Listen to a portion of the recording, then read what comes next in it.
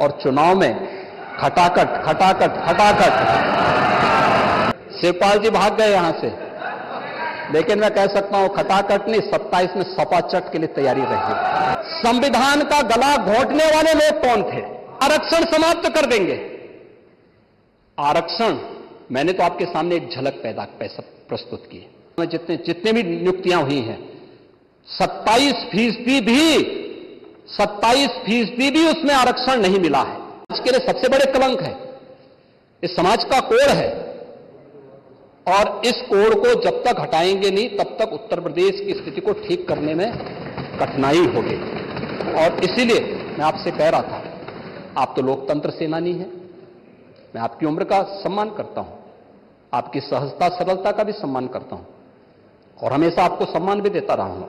इसलिए भी क्योंकि इस माननीय सदन के देश के सबसे बड़ी विधानसभा के स्पीकर के रूप में एक शानदार काम आपने किया।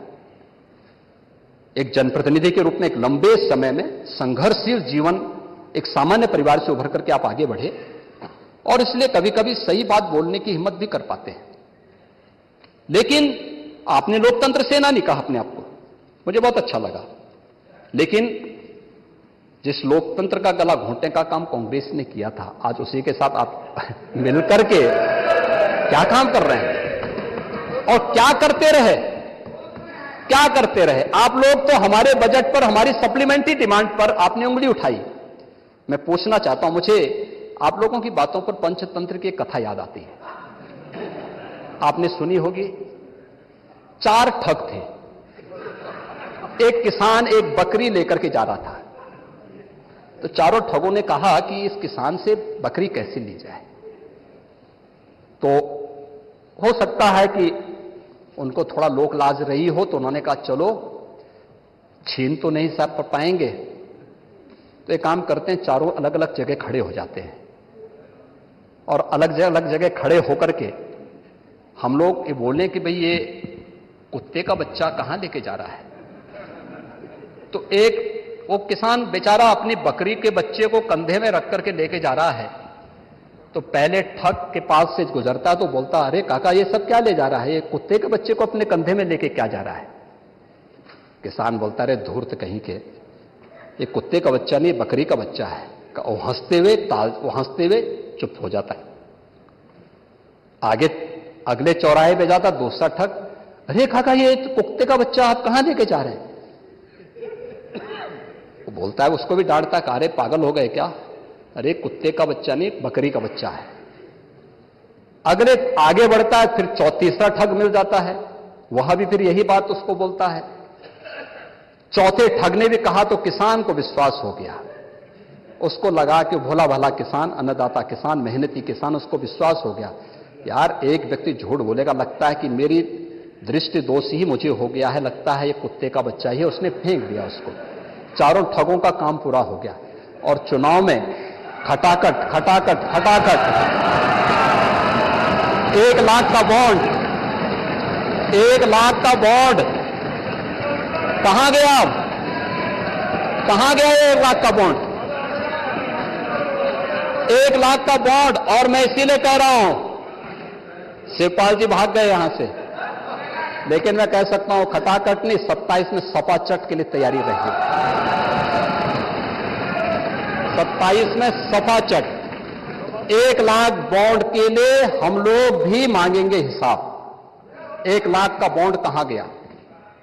और मैं तो आप सबसे कहूंगा, एक बार जाइए जनता जनार्दन के सामने, पूछिए उनको कि भाई 1 लाख का हिसाब मांगे इन लोगों से, पैसा गया कहां, कौन खा गया, खाने वाले लोग कौन है 1 लाख का। दूसरा संविधान का गला घोंटने वाले लोग कौन थे? और कहते हैं कि मोदी जी तीसरी बार आएंगे तो संविधान समाप्त कर देंगे। मोदी जी तो 10 वर्षों से हैं। बाबा साहब भीमराव अंबेडकर जी का जितना सम्मान मोदी जी ने किया, पंच तीर्थों का निर्माण किया,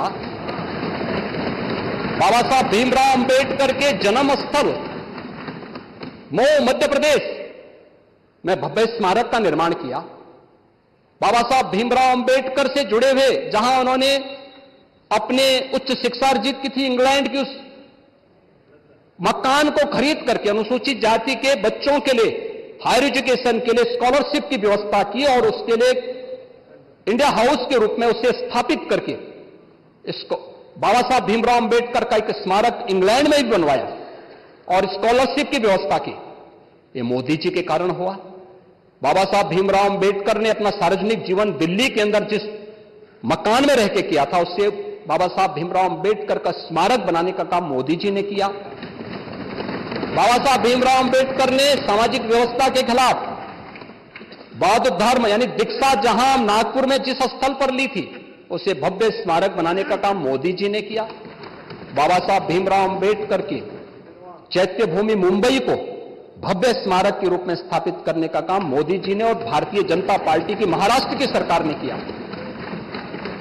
मोदी जी को आप यहां पे मोदी जी के बारे में गलत सूचनाएं देते रहे और बाबा साहब भीमराव अंबेडकर को हराने वाली कांग्रेस आज जनता को गुमराह करने में सफल हो गई है। वही पंचतंत्र की कथा मुझे याद आ गई। आरक्षण समाप्त कर देंगे। आरक्षण, मैंने तो आपके सामने एक झलक प्रस्तुत की है। आपके समय ओबीसी के जितने छात्रों की, समाजवादी पार्टी के समय जितने भी नियुक्तियां हुई हैं, 27% भी उसमें आरक्षण नहीं मिला है। 27% भी, किसी भी नौकरी को आप उठा करके देख लीजिए, मैं दावे के साथ कहता हूं 27% भी ओबीसी के छात्रों को नौकरी नहीं मिली। पिक एंड चूज होता था। क्या ये सच नहीं? आज जिस तहसीलों की आप बात कर रहे हैं, यहां पर भतीजा और चाचा की एंड कंपनी वसूली के निकली थी और लेखपालों की तैनाती उस आधार पर हुई थी। आज तो नहीं है। आज तो हमने 5,500 लेखपालों की तैनाती दी है। एक भी जगह कोई उंगली नहीं उठा सकता, कोई नहीं उठा सकता। जब ये नौजवान जाएंगे, एक ट्रांसपेरेंट